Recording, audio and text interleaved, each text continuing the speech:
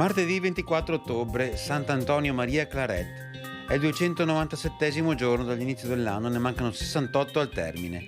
Il sole sorge alle 7:38, tramonta alle 18:11. La luna si leva alle 16:29 e tramonta alle 1:34.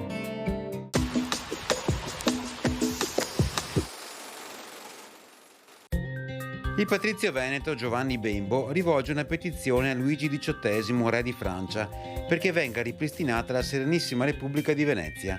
Indirizzata al principe di Talleyrand, ministro plenipotenziario al congresso di Vienna, la petizione ricorda le innumerevoli benemerenze di Venezia nei confronti della Francia e invita il re a fare opera di persuasione sulle altre potenze europee perché venga ricostituita la Repubblica dei Dogi.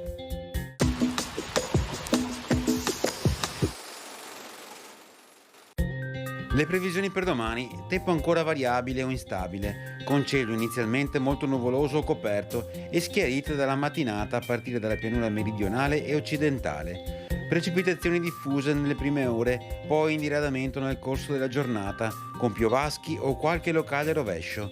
Temperature in calo nelle minime, massime in contenuto aumento su pianure e prealpi, stabili sulle zone alpine.